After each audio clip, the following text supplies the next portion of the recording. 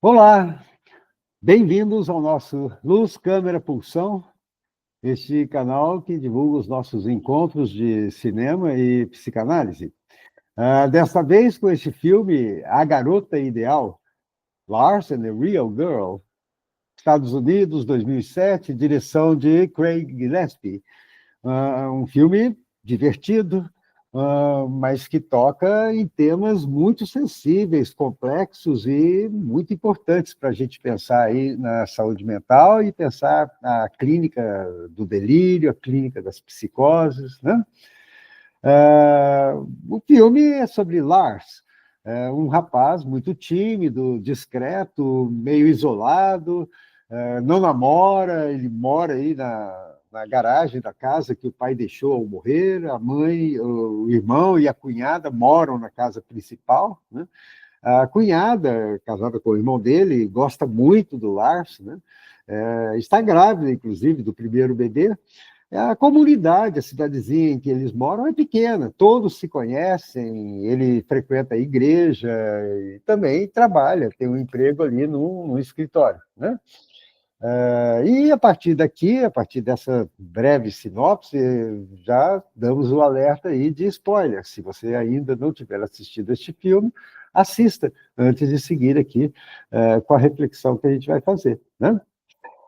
Nesse momento aí que começa o filme, o irmão e a cunhada logo se assustam, tá? Quando o Lars compra na internet uma boneca sexual e apresenta a eles como sendo a sua namorada. Tem um nome, Bianca. E apesar da situação ser, primeiramente, assim, muito cômica, né? O filme é realmente uma comédia, é muito bem humorado, né? Nós logo entendemos que para Lars, na verdade, não é uma brincadeira. Ele realmente passa a viver um profundo e dedicado amor ali pela Bianca, essa sua namorada, né? E aí vem a pergunta: o que aconteceu? Lars surtou? Né? Na medida em que o Lars acredita que a boneca é a sua namorada, que ela tem uma história de vida e que ela tem até uma profissão, o seu sintoma, o sintoma do personagem Lars, é claramente psicótico. Trata-se de um delírio, né? No último encontro aí de cinema e psicanálise, nós propusemos esse filme como tema aí para um diálogo entre a psiquiatria e a psicanálise. Contamos, inclusive, com a participação, como sempre, dos nossos residentes ali da psiquiatria da Universidade Estadual de Londrina, né? E aqui até vamos agradecer a doutora Isadora Gobre, a nossa R2 de psiquiatria lá, que teve uma excelente participação, bateu o papo ali com a gente, uma participação muito didática, né?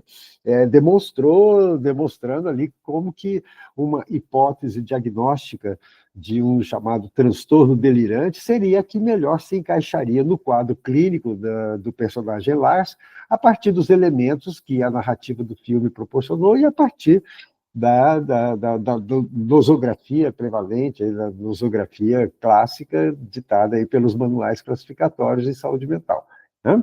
Então, tratar-se-ia de um transtorno delirante, né? Agora, mesmo numa perspectiva psiquiátrica, o filme vai muito além de uma mera discussão diagnóstica, porque o filme propõe pensarmos a clínica na vida real e na clínica da vida real as muitas faces do sintoma em psiquiatria e fatores até importantes que, de fato, contribuem para o melhor ou pior evolução de um quadro clínico, né? A história mostra os antecedentes do episódio psicótico, mostra alguns gatilhos determinantes do surgimento do sintoma e, especialmente, o papel fundamental exercido tanto pela psiquiatra, né, que atendeu o paciente, pela família e pela comunidade, pelo entorno ali onde Lars vivia, né?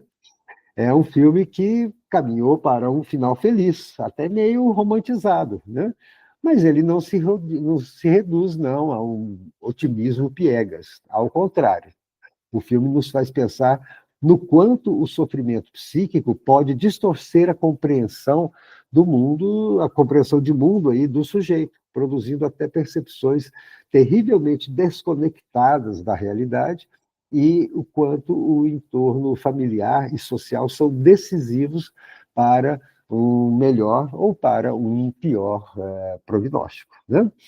Portanto, a gente vai ter aí neste Lars e a garota real, Lars the Real Girl, em português, a garota ideal, nós vamos ter aí, então, essa reflexão que nós vamos estar fazendo aqui, uma reflexão, inclusive, em 3 tempos, tá? Que nós vamos estar pensando aqui.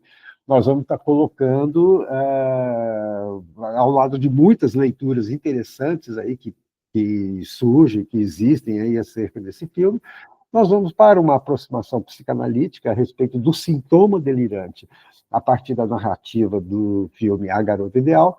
Nós vamos fazer uma reflexão tomando 3 momentos do discurso de alguns dos personagens, tá? 3 falas que demarcam aspectos fundamentais, como se fossem verdadeiramente 3 lições sobre a clínica do delírio, sobre a clínica das psicoses, tá? O primeiro momento que eu vou destacar é logo no início do filme. Lars bateu a porta da casa do irmão, que mora na frente, Lars mora na garagem, no fundo, né? Que ele adaptou para viver ali, ele se sente melhor, né? E nesse momento ele bate a porta, o irmão e a cunhada não sabem quem é a nova namorada. Ele fala que tem uma nova namorada, que vai trazer, né? E Lars sabe e quer apresentar a eles, né? E, como eu disse, ele leva muito a sério o seu delírio. O que ele sabe é que Bianca é uma missionária. Seu saber é uma verdade para ele. E a história de Bianca é a verdade para Lars. E a verdade para ele, nessa primeira fala que eu estou destacando, é: Bianca é uma missionária. Ora, Bianca, na verdade, é uma boneca comprada na internet. Um objeto originalmente sexual. Por que Lars fez isso? Por que missionária? Né? Pensar o delírio como um saber, e a gente está dizendo o delírio como um saber, né? Lars sabe que ela é uma missionária. Exige do clínico, né, um certo abrir mão, por um momento, daquela racionalidade lógica diretamente dada pela percepção consciente aí da realidade, né? Na verdade, o sintoma, enquanto figuração de uma fantasia inconsciente, de uma distorção interna da percepção da realidade, o sintoma é um saber. Aliás, inclusive, sintomas neuróticos, tá? A escuta desse saber é que fez nascer a psicanálise, como se a psicanálise tivesse nascido lá atrás, né? na sua história, com uma pergunta: qual é a verdade inconsciente que esse sintoma revela, traduz? O que sabe essa histérica? Tá? No caso do delírio, o sentido e a construção do sintoma, Freud decifrou, né, e propôs de uma forma genial, né, que é um saber do paciente delirante, um saber que não é um saber qualquer, é um saber que faz uma sutura aonde estaria o real insuportável e, por isso, rechaçado, recusado pelo sujeito. Algo de não tramitado, algo de insuportável, algo de indizível, de irregistrável, vamos dizer assim, estaria na origem deste sintoma e do sintoma psicótico, não é mesmo? Pensemos, então, qual, no caso de Lars, qual o real insuportável para ele, pela história, pelos elementos do filme? Teve a perda da mãe quando deu à luz a Lars. No parto de Lars, a mãe teria morrido. Teve ainda na sua história de vida a perda do irmão, que em certo momento, após a perda da mãe, o Gus, seu irmão, decide sair de casa e deixa Lars ainda mais sozinho. Depois ele também perde o pai. né? E, além disso tudo, a configuração como estava ali da família de Lars, né? A cunhada e o irmão morando ali na frente, e o Lars ali no fundo, na garagem, agora tem uma novidade, né? A gravidez da Karen, a sua cunhada. Né? Ele está, ao vê-la grávida, aquela barriga crescendo, ele está revendo uma cena no seu registro imaginário. Sua cunhada morrerá no parto, como a mãe de Lars morreu, né? Ela está se aproximando da hora de dar à luz. Esse bebê, portanto, é uma ameaça? Além disso, o contexto sociocultural é interessante ali no início do filme, que existe toda uma pressão social das pessoas ali no entorno, todo mundo passa pelo lado e pergunta, escuta, você não tem uma namorada? Escuta, qual é a sua namorada? Ah, você precisa começar a namorar. Teve uma velhinha simpática, muito carinhosa, você é gay? Se você for gay, não tem problema. Né? E Lars nega, não, eu não sou gay, não. Né? Ou seja, estamos chamando a atenção para o papel do supereu da cultura, do ideal da cultura, tá? Do superego cultural, como sendo também um gatilho determinante dessa pressão de um verdadeiro estressor, né? No desencadeamento aí do sintoma delirante. Tá? Tem um segundo momento agora do filme, uma segunda fala, né? Aonde o Gus e a Karen estão atordoados com esse surto e, angustiados como eles estão, decidem levá-lo até a médica da cidade. E aí, nesse momento, a Karen tem uma fala interessantíssima, né? A cunhada, que é muito carinhosa com o Lars, diz: a médica vai nos dizer o que saber, o que fazer. Né? Ou seja, na angústia que eles estavam vivendo, né? Do não saber sobre o que aconteceu com Lars, o que Lars tinha, afinal, esperavam que a doutora Dagmar soubesse o que fazer. Né? A médica vai nos dizer o que fazer. Vejam, é uma palavra interessante, porque o sujeito em nossa cultura, e nossa cultura com todas as suas ambivalências, o sujeito cultiva uma demanda por um saber que lhe dê um nome para o seu mal-estar. E é nessa situação que ancestralmente entra o saber médico. Né? O saber médico, um saber de enunciação, de dar um nome para o sintoma, dar um nome para a configuração de sintomas, né? Que tem em si até o seu aspecto positivo, ou seja, de fato, o notável conhecimento científico médico e a complexidade do conhecimento adquirido, né, fazem hoje, né, com que o que antes era assunto para crendices, para os curandeiros, para os charlatães, hoje nós temos a ciência. Né? Não que as crendices e os charlatães tenham desaparecido com o avanço da ciência, até ao contrário. Alguns têm até diploma. Tá? Mas os terraplanismos e charlatanices das diversas áreas da medicina, da psicologia e de outros campos da área de saúde vai ser assunto para outra hora. O fato é que, nas últimas décadas, os avanços da medicina em geral e da psiquiatria em particular são notáveis, de fato. Né? Tanto na elucidação dos mecanismos neurais ali por trás dos sintomas psíquicos, como na busca por psicofármacos, né, cada vez mais eficazes, mais seguros para amenizar aí os sintomas do sujeito, do seu sofrimento. Sem dúvida, o saber médico, aí está, o saber médico avançou. Tá? Isso tem um preço, e há um outro aspecto, talvez não tão positivo, especialmente em psiquiatria e saúde mental. Estamos também vendo uma multiplicação dos diagnósticos, a medicalização, uma verdadeira medicalização da existência, tá? Que é um paradoxo da psiquiatria contemporânea. Essa psiquiatria calcada nesses paradigmas contemporâneos. Né? Qual é o paradoxo? Primeiro que nunca o saber médico foi tão amplo sobre os sintomas, sobre os mecanismos neuroquímicos envolvidos na sua produção, nunca o saber médico, a tecnologia desenvolveu tantos psicofármacos, né, de forma cada vez mais segura, mais isentos de efeitos colaterais, né? estamos vivendo tempos em que fariam inveja, né, para Freud e seus contemporâneos, sem dúvida, do tocante à capacidade, à potência do saber médico em amenizar os sintomas, né, de sofrimento mental. Agora, por outro lado, né, nunca o saber médico descuidou-se tanto do sujeito do sintoma. Muito eficaz para cuidar do sintoma do sujeito e muito descuidado, quem sabe, do sujeito do sintoma. O risco de um reducionismo advindo desses dois paradigmas atuais, né? De um lado, os manuais classificatórios, reduzindo o raciocínio em psicopatologia a uma mera fenomenologia descritiva e agrupadora de sintomas, de quadros sintomáticos, né? E, do outro lado, as neurociências e a psicofarmacologia, né?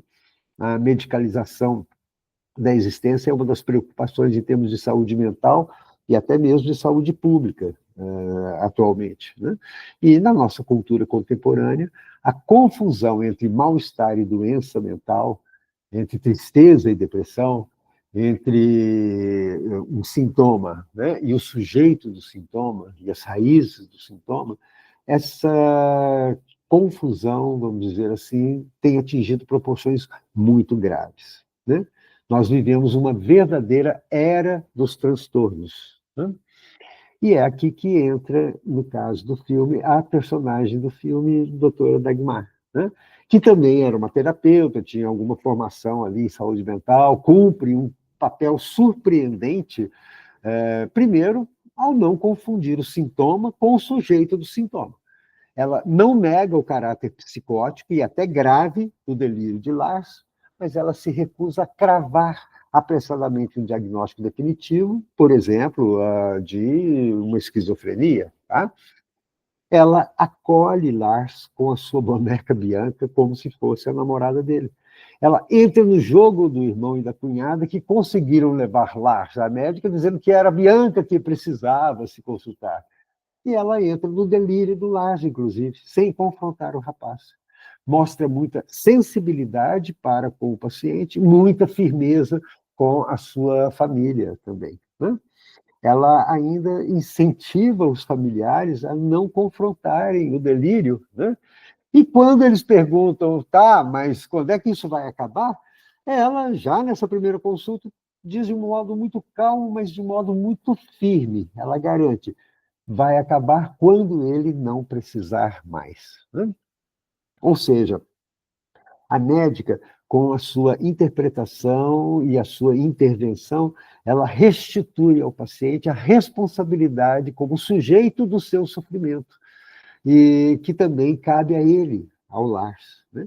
E recusa-se a atuar conduzida pela angústia dos familiares ou pela sua própria angústia, que já estavam dizendo, temos que interná-lo, tá?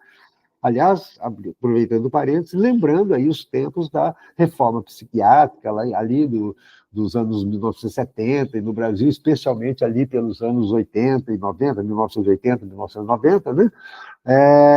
Que a grande lição não se trata ali de excluir o louco como determina um paradigma manicomial, mas incluí-lo e não aliená-lo ainda mais de si e do seu entorno familiar e comunitário. Tá?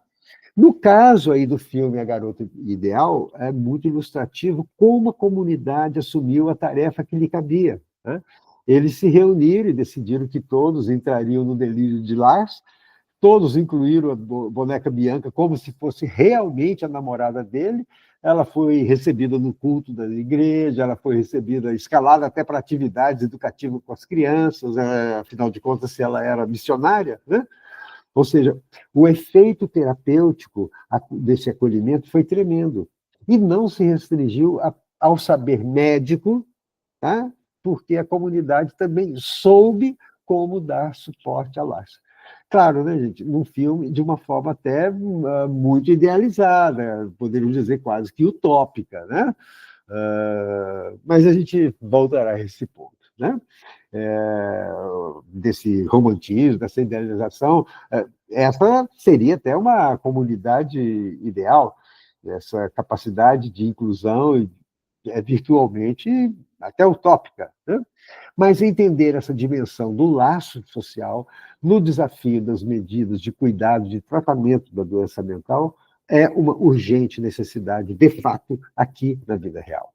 Todo psiquiatra, inclusive, desde o início da sua formação, constata o quanto a recusa familiar e a discriminação social, o descuido da comunidade, das instituições, a hierarquia socioeconômica são determinantes, né, para que o paciente tenha comprometido qualquer chance de tratamento.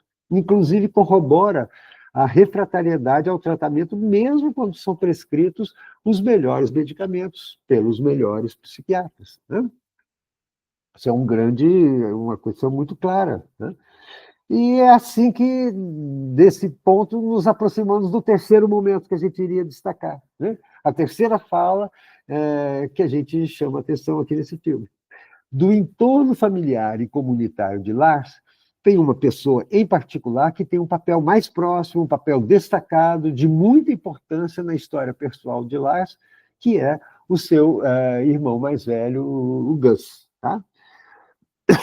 Desde o início, Gus faz o papel daquele familiar mais assustado, por isso, às vezes, até mais intolerante, né? E, em certo momento ali do filme, o Lars chega para ele, entretanto, ele pergunta: quando você soube que era um homem? Foi o sexo? Né? Vejam que interessante. Né? Na verdade, o não saber a respeito do sexual que Lars traz. A pergunta de Lars, dirigida ao seu irmão mais velho, certamente que foi para ele, ao longo da vida, um modelo masculino, desde a sua infância, aponta, tá, para quando ele poderia se considerar um homem, como ele via o irmão.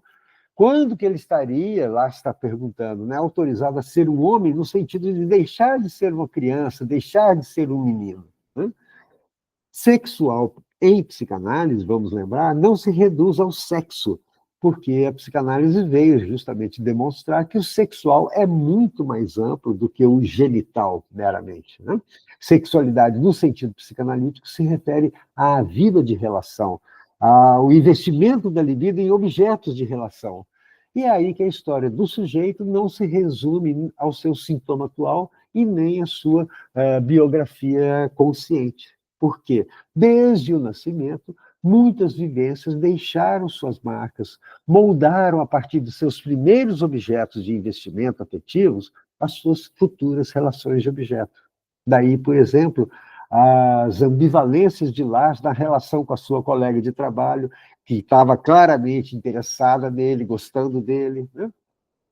Então, quando a gente diz não saber sobre o sexual, eu me refiro aí à subjetividade expressada no sofrimento psíquico, que não é dada nem pelo saber delirante do paciente e nem pelo saber médico da psiquiatria.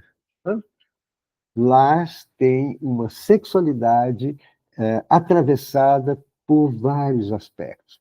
Primeiro, angústia da perda da mãe. A reclusão de Lars, que morava na garagem, que não saía com amigos, tá? Mostram isso. Os ciúmes que ele começou a sentir quando a colega de trabalho se relacionou com outro homem, ou com a própria Bianca, quando começou a ser requisitado pelas pessoas da comunidade, não ficar mais disponível ali só para ele, né? Os colegas de trabalho provocaram ciúmes, né, quando a sua colega de trabalho começou a se relacionar com outro homem, a própria Bianca, né, como a gente disse, começando a ser requisitada, cenas até hilárias, porque ele começou a sentir falta, assim, começou a dar um machismo ali para cima da sua namorada boneca, né, quando viu que não estava disponível mais só para ele, tá? O outro sintoma, o angústia ao toque, ao tocar e ser tocado.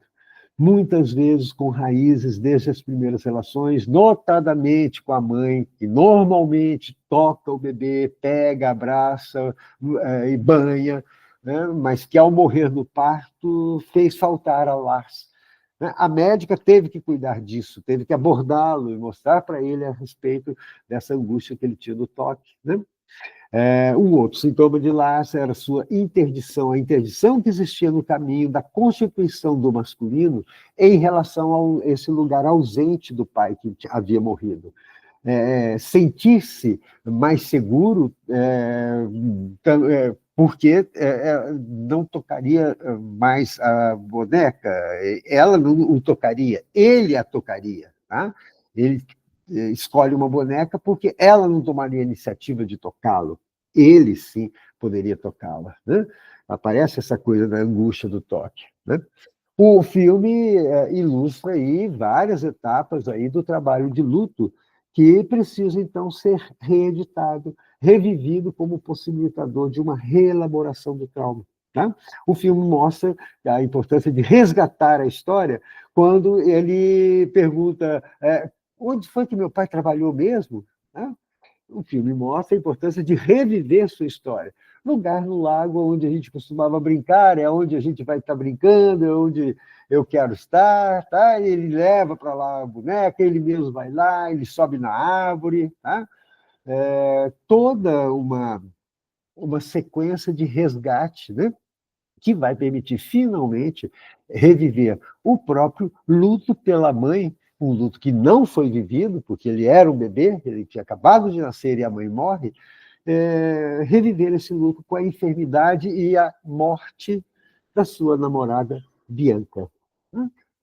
Ou seja, quem sabe agora o Lars estaria, sei lá, né, mais preparado para um amor adulto de um homem por uma garota, vamos dizer aí, real, tá?